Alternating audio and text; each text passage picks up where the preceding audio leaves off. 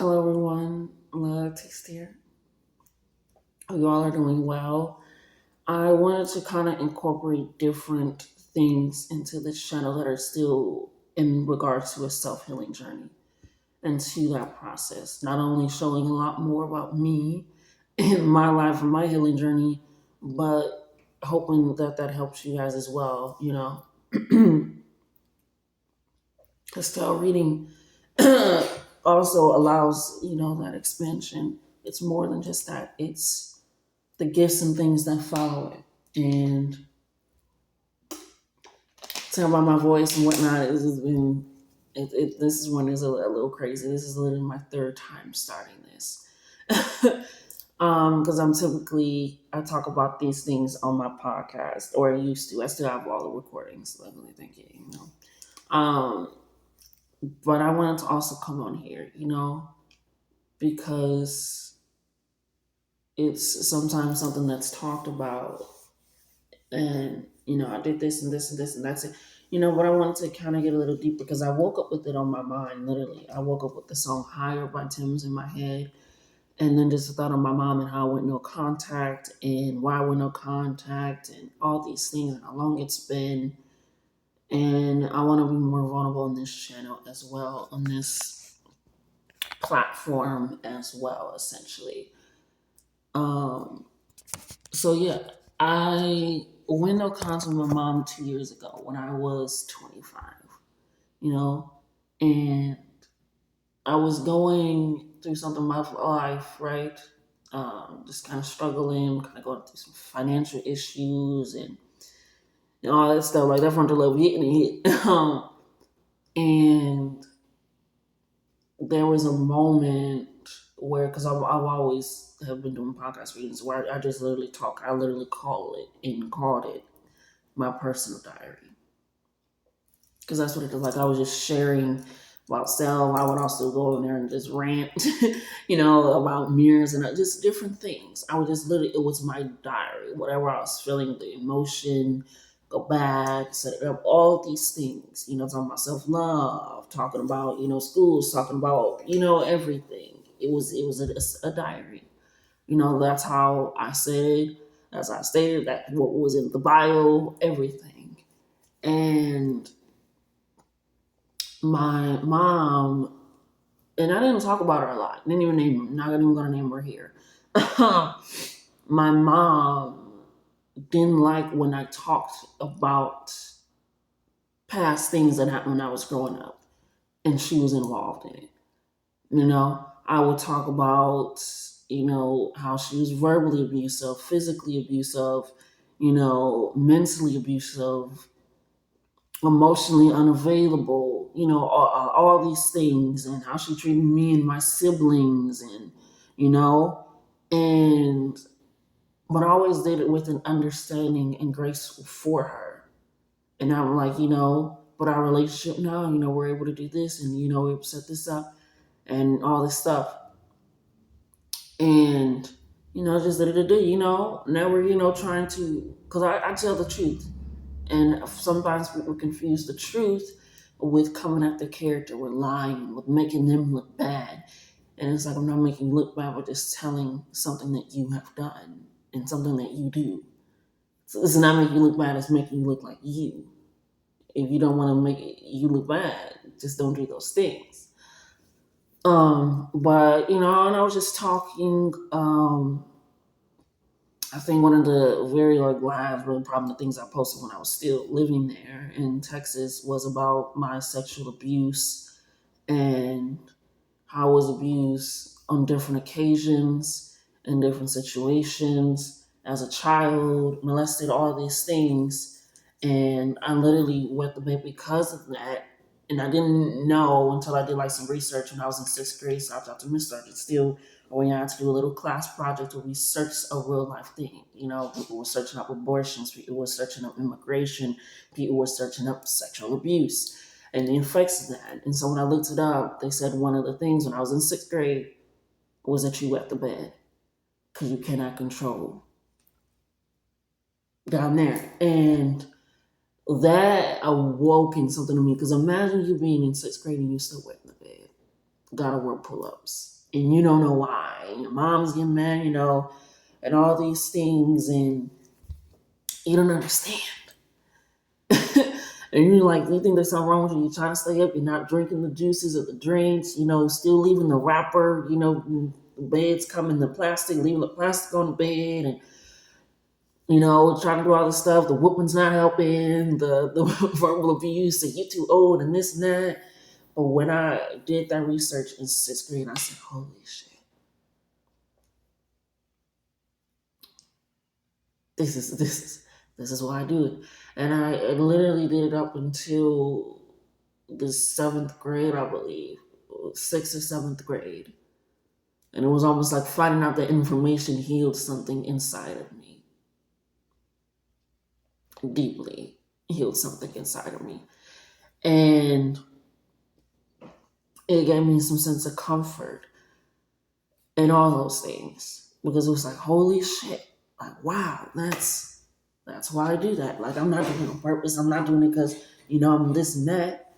It's because because of the abuse that I went through, you know.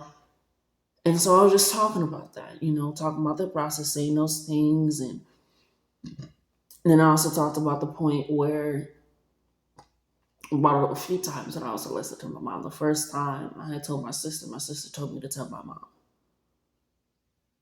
and then nothing happened, you know. Then I remember I got caught watching.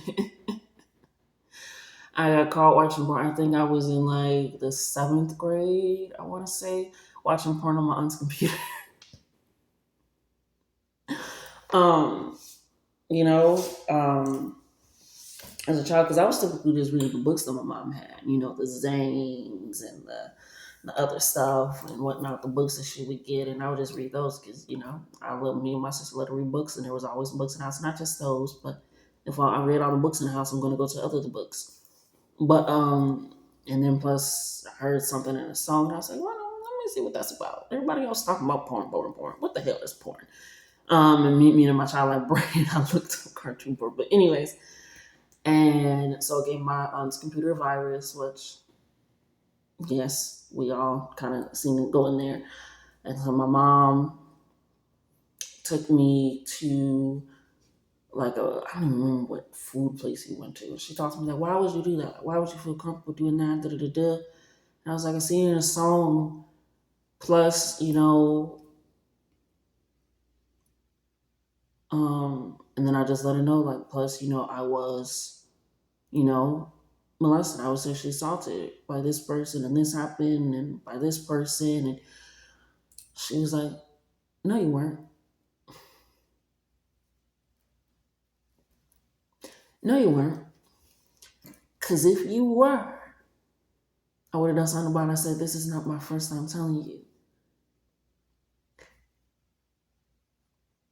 She was like, it may not be, but no, you weren't.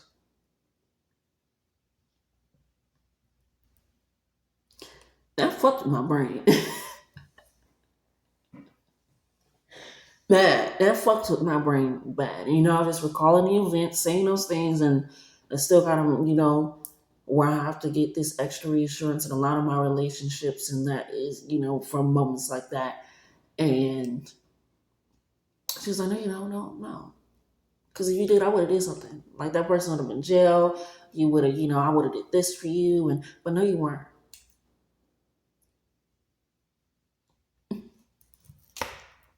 And I'm like, oh, maybe I wasn't. I did have a long dream one time, and I thought I was in a coma. So maybe that's what it was. Literally trying to push back the memory of those things happening when I'm seeing myself. I'm like, everything is not a dream. I'm like, maybe it was. No, like yeah, my mom would have did something. My mom's a woman that does not keep her mouth closed. She don't tell people this. She don't let people know that. Like she's a very, yeah. She would have did something. Yeah. Fast forward. No, let me get some tissue. Fast forward to when I'm like 18 or whatever. My mom gets in front of my grandma's church that she had in like a center. And her mom's not an apologizing woman. She's never really been an apologizing woman. You know, even when she whooped us and we didn't do it, she would say, "This is for something that you did that I didn't catch you for." You know, not an apologizing woman at all. She got up in front of the church. You know, for the most part, her kids are there, not all of them. You know, and she was like apologizing, like, sorry to you and this and that, and had to learn. You know, God woke me up, and this is probably like a year before she denounced the church. Um, um, and this and that, and she's like, to you, she says my name, and she's like, I thank you for loving me. Like I said, I love my mom, or at least what I thought would. And the reason why I love my mom, I would do things, I would help her, I would forgive her. I would talk to my siblings like, hey, she's went through this, like give her patience, give her time.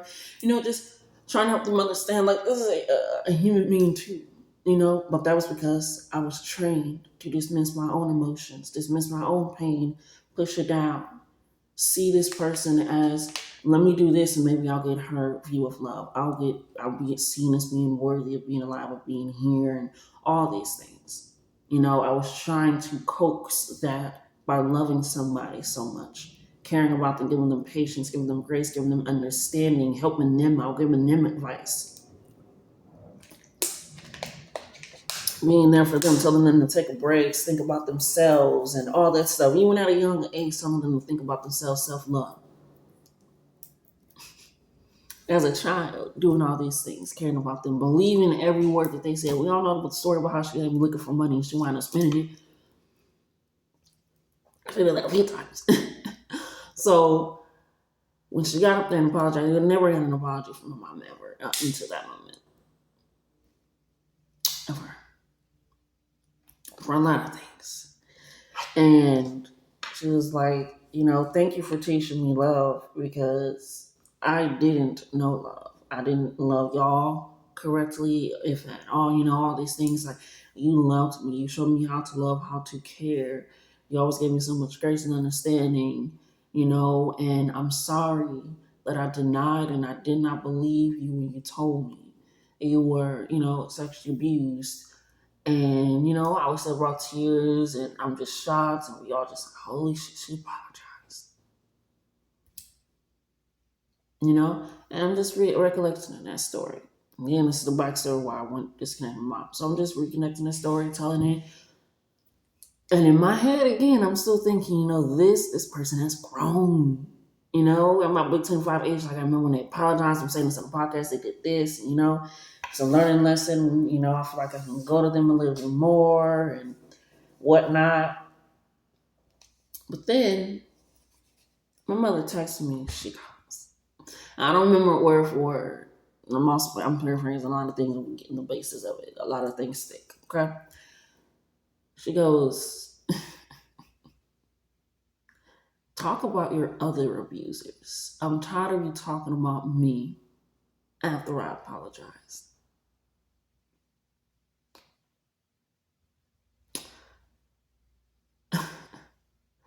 Then after that, she was like, talk about your dad. He wasn't there. Da, da, da, da. I'm talking about me. I was there. You did this. I was like,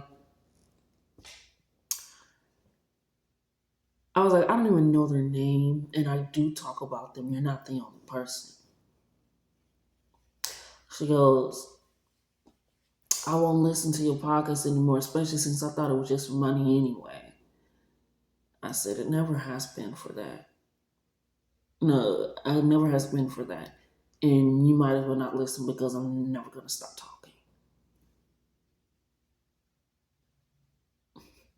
I remember what happened after that. I said, you know what?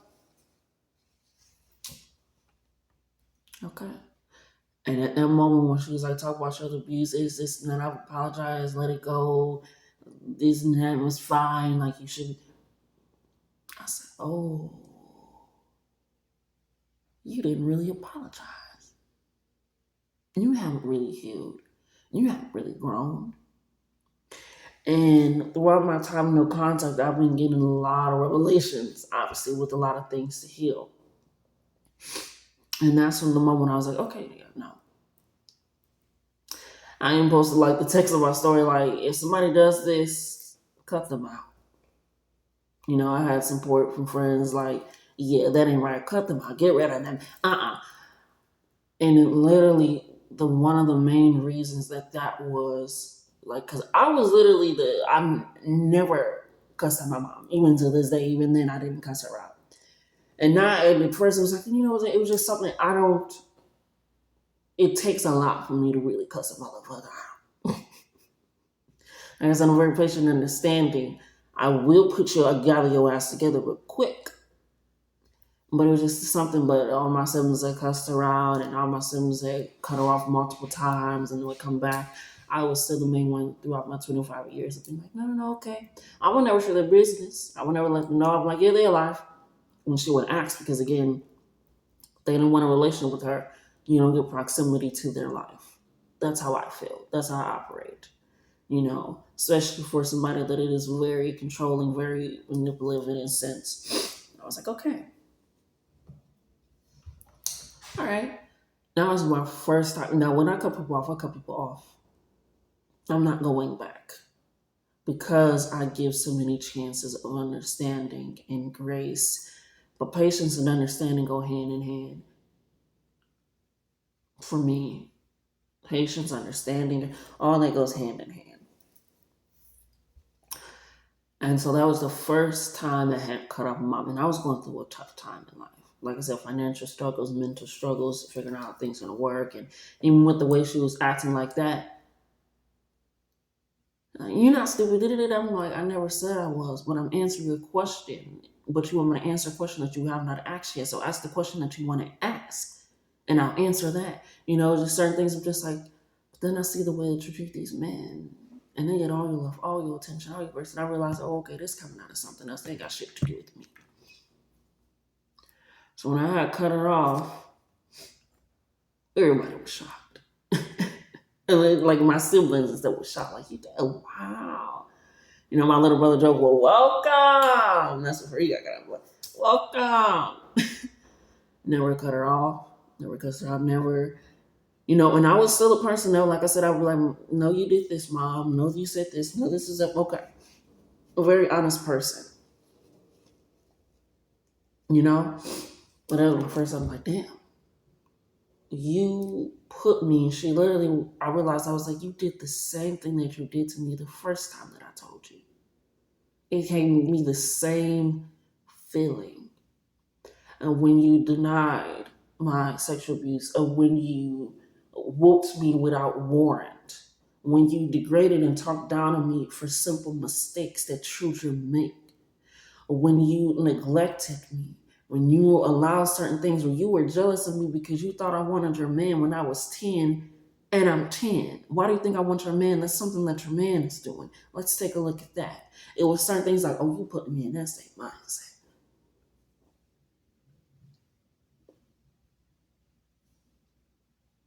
You put me back in that energy, and I've come way too far out of that energy. Then I realized she ain't young. She ain't grown.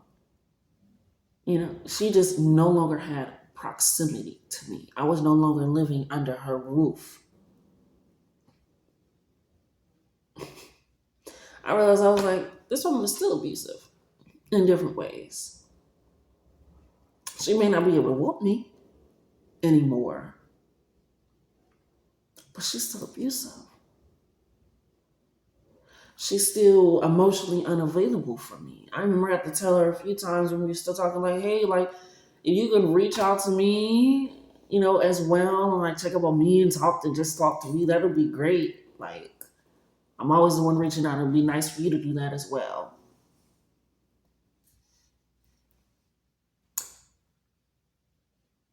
Giving advice on your marriage. And I ain't never been married. I remember I brought them down there for my event, and the whole time they busy worried about a no shit husband that still don't care about them. So certain thing, but I'm like, no, that's fine, ignoring these things because I'm like, maybe my love, maybe me proving my worth will show that I'm worthy of the attention that I'm trying to give from somebody. Some nurturing energy, some loving energy.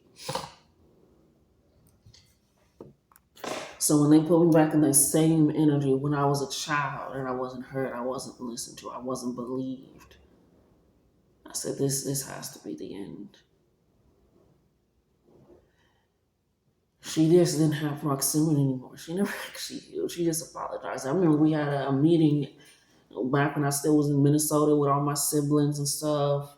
And we were not talking, they were trying to tell her, like, yeah, you may apologize, but you're not actually doing the work that is worthy of receiving the acceptance of that apology that we also easily gave just because you apologize. You still do things that are disregarding, you still neglect, you still don't essentially care about us or our lives. It's just so many things.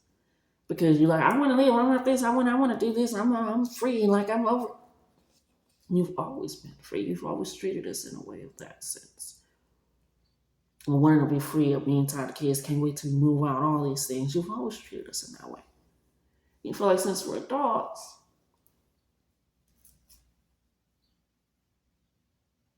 so I had to recognize a lot of things. And I was like, this, you literally did, are telling me to keep my mouth shut again.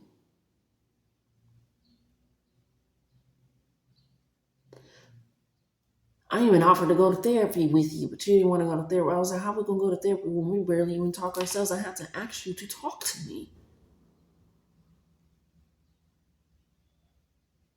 To be present. Some of my siblings have asked you to be present.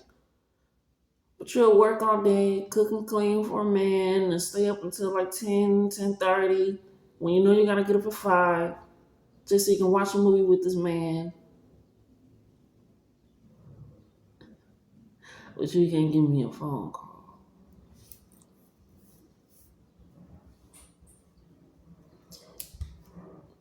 And I'm not even gonna get into her or my siblings' relationship because they got their own things, but just even seeing the way they treat, I'm just like, you don't treat us the way. You don't even treat us like you love us. And you say, dude, this is not that. And not to recognize, I was like, did I ever truly, really love my mom if I am still learning what love is by loving myself? Or did I just want her love? Did I just want her nurturing energy? Did I just want her listen? Did I want these things? And since I was given it, that's what I perceived as love. And I had to realize she didn't love me. I loved us so much in the relationship. I loved us enough for both of us. And you even said that in the church. Thank you for teaching me that.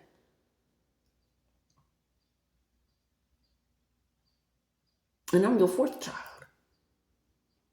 And you said that when I was 18. I got siblings that are 4 years older than me, 5 years older than me.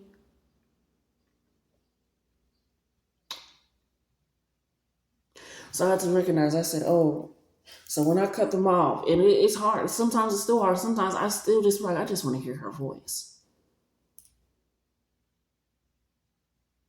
It ain't easy just because, abusive relationships are just like, they're doing this. And people tell me, if that was me, my mom couldn't hit me. I'm glad you feel that way. Because some of my siblings did fight back, and some of us didn't. Because we didn't want to be kicked out.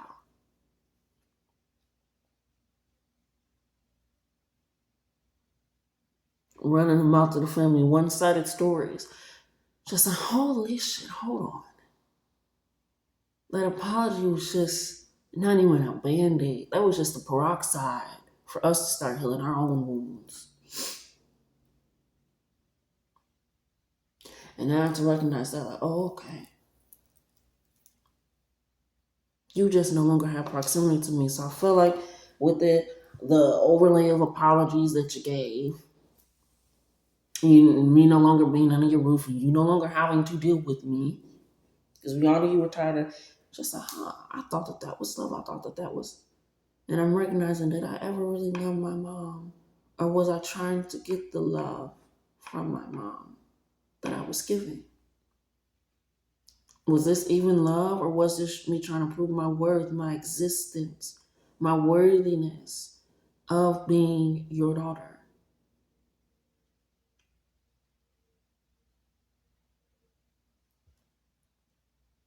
And that's why I'm like, you tell people, like, you decide if that's truly what you want to do. Go no contact or not. Be around them or not. Deal with them or not. Do you see the true progress? Or are you just seeing the love that you're putting into the relationship to overlay somebody that actually isn't really giving true love, true healing, true accountability, true work, true depth?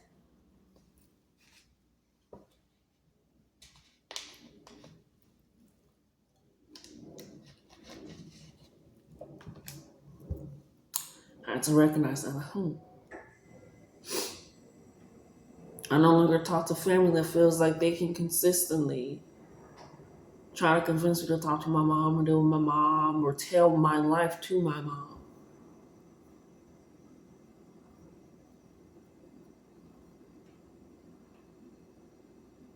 Mm-mm.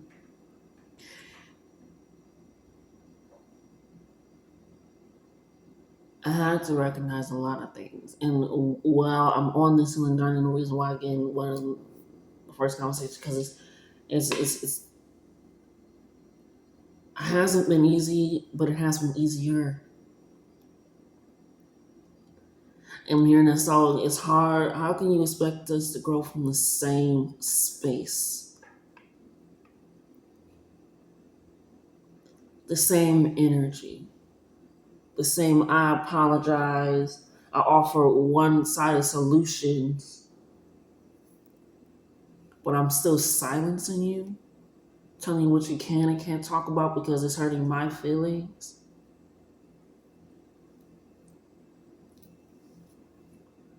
And when I posted that, so many people that had dealt with that were thanking me that I even spoke up and were dealing with it, messaging me and all that. It ain't always about you. And so I had to recognize, like, okay, like taking that step back, cutting that off,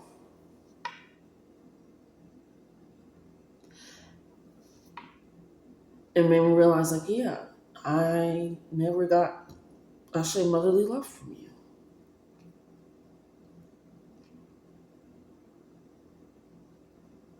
Because in your eyes, I ain't got nothing for you but feed you, clothe you, put a roof over your head. Because that is what is mandated by the government. Okay, and take you to school. So now I'm equating things that I need to live and survive as love.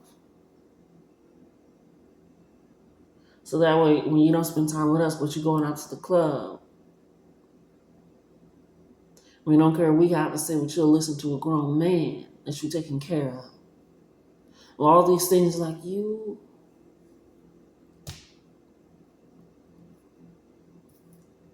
or a surrogate that had to keep the baby. you know? And I have to recognize that, and I am recognizing that. I remember a moment where they reached out to me on Instagram, probably a year back.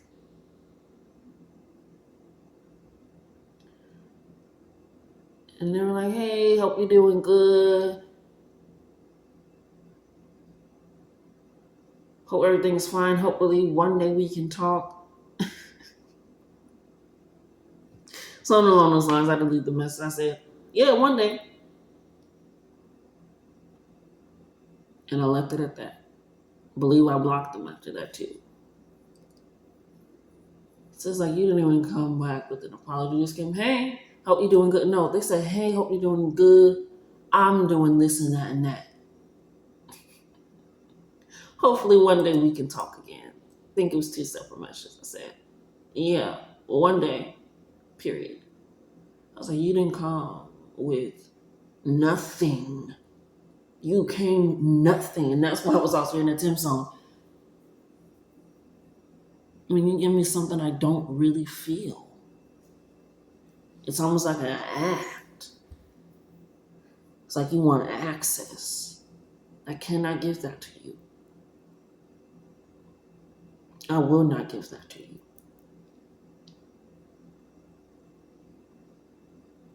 You are not worthy of the love that I'm learning to provide and give to myself. You were not worthy of the love that I gave so many years trying to help and convince my siblings, trying to help and heal you, giving you patience, and you advice, helping you out. Sometimes when you're sure to cry on, not denying you or your feelings of what you experiences, what you've been through, us trying to coax you. I apologize. You're not gonna guilt trip me into constantly feeling mad about something I apologize for. What do you mean? Not making you feel bad. We're just telling you about the shit that you did and how it has shaped our lives and how we go throughout relationships, whether that be financially, spiritually, emotionally, sexually, or any of it.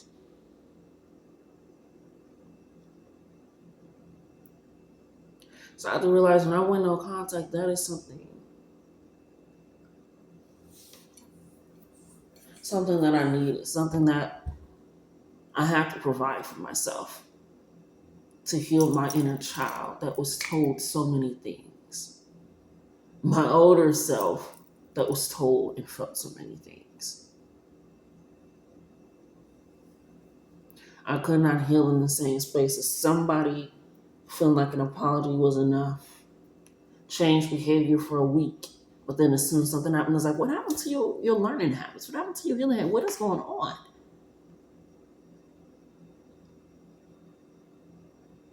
Fighting tooth and nail. My throat chakra, my heart chakra was so closed up around you, not even realize. Hips locked off.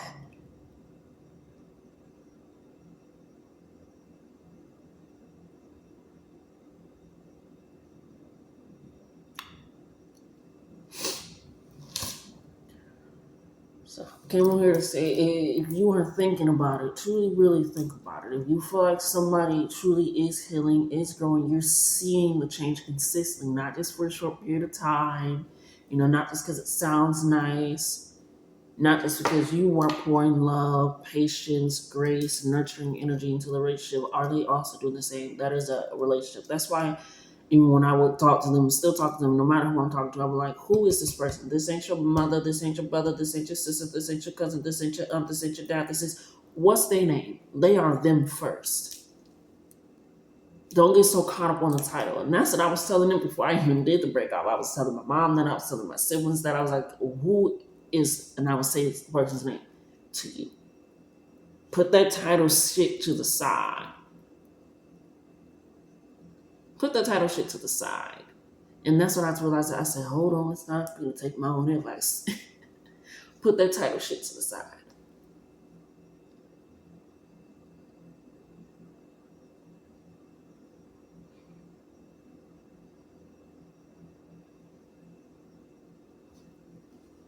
Because that ain't it.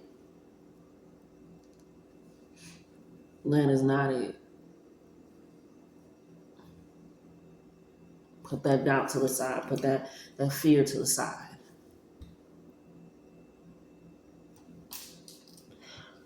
So truly looking at it like, should I not? Sometimes people recognize that their patience is wearing thin, even whenever I understand, well, I understand my mom went through this, and I understand it's going to do this, and it's going to do this, and it's going to take time, and this. But where is your patience at? Where is your grace at for yourself? And in this relationship, are you feeling your love in the relationship, or is it truly love between the both of you? Truly care between the both of you? Truly nurturing between the both of you? Truly consideration between the both of you? Appreciation for this relationship between the both of you?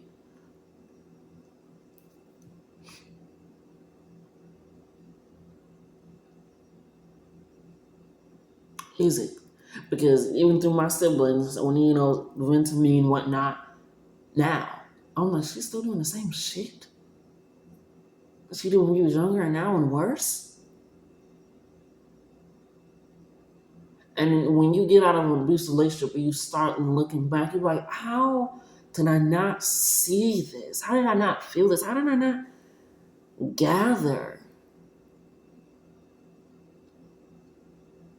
But I was experiencing this. I was taking your breadcrumbs and I was trying to build a bakery out of that bitch. Because of all the loaves that I brought to the table that you were happily eating off of.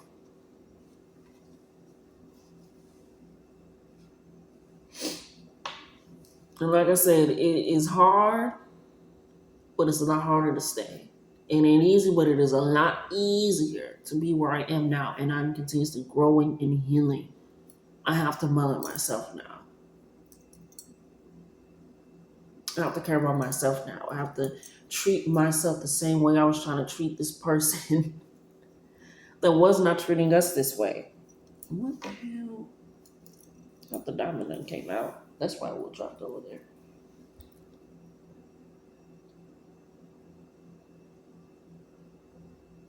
So, me doing these a whole lot more. I'm just vulnerable. It don't want to be by my mom. But I wanted to come on here because sometimes going no contact, people feel like, no, you got to stick around. You got to. Sometimes you can't. And you shouldn't.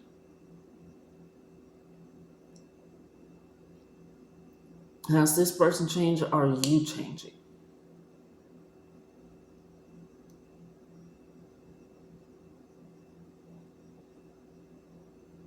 I have to cut off with Umri because I'm like, ooh, you keep mentioning my mom and all this, and you trying to hang out with me only every now and again. We barely talk, barely speak. I know what you're doing. Goodbye.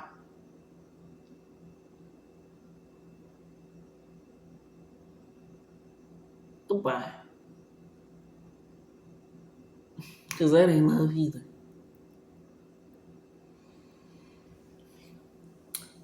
So, but you know that already.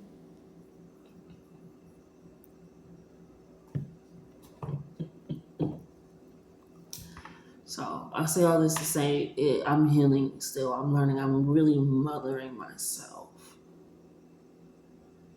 Really loving on my body, treating it with respect, talking to myself in a way that isn't mean or harsh or ridiculing. Making sure that I'm truly holding accountability, not just punishing myself because I made it. No.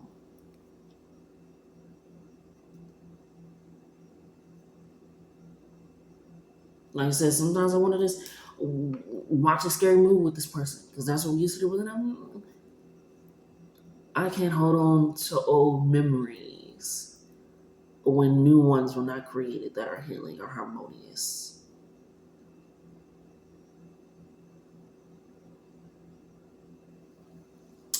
So, yeah. If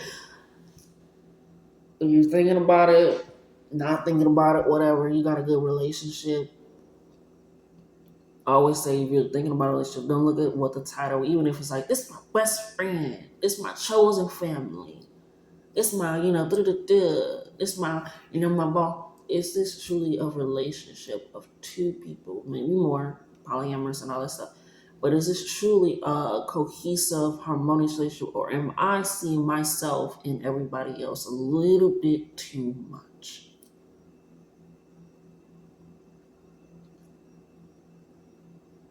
I'm a silver lining type person. Sometimes I'm pissing my friends and family. I'm like, ah. Then you have to teach you how to let them vent because I'm very much solution based, very healing. But I have to learn to allow that in because it's like, okay, I'm sorry. And I let them talk and then after talk and went a little more, let's get to the solution. But it's like, okay. I mean, I'm very optimistic. I'm very caring. I'm very like, no, yeah. No, you better not talk that about yourself. You can do it. You will do it. You are amazing. You have been doing this. You have been doing that. I am a person that speaks life into people. Maybe the cancer me, the mother in me. But I have to realize, damn, I got to start speaking life into myself. Because I would tell my mom, like, no, you are going. Like, you apologize. Not a lot of people apologize. And I tell my friend that you apologize, they be shocked. Like, my mom would never. And I thought that was enough. because other parents weren't doing it. And you finally were. I was like, you in a minute that this happened, but then it's like, you haven't actually been doing any work. Pass back. Because anytime somebody brings up something, you say, I already apologize for everything. You don't get to apologize once and give a blanket statement for everything. And it wasn't even like you always doing this, you always doing this, throwing it in your face. At least not for me.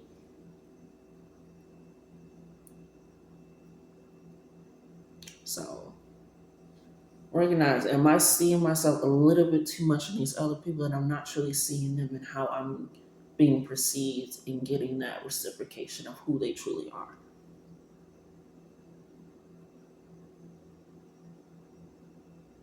That's why I'm very strong with my nose.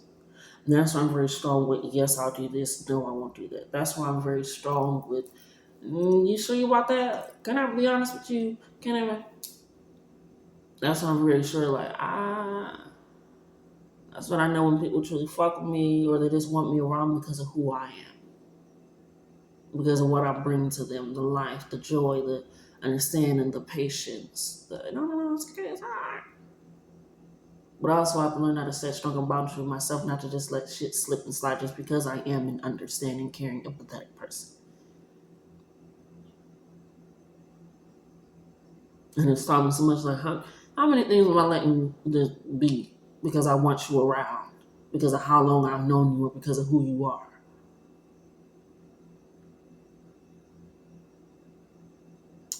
Am I seeing a little bit of too much of me and you and not enough of you in this relationship? She may not see this, but it's this understanding of like, I had to heal, I had to grow, I had to understand a lot of things. But I could not do it in the same space and proximity as somebody that was so quick to always be like, I'm tired of this, I'm tired, I'm over it, I'm over it, I'm over it.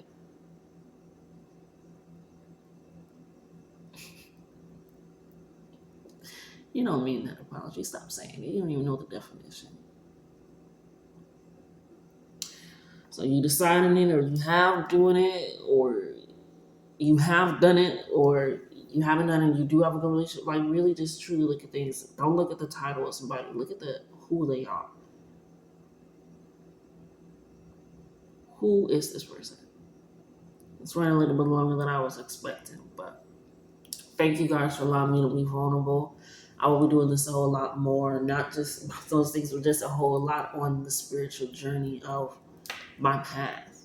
You know, my relationship with food and friends, how I'm growing, the healing techniques that I do, you know, even when I still have setbacks and all that stuff. So I'm gonna be a lot more vulnerable along with the tarot readings.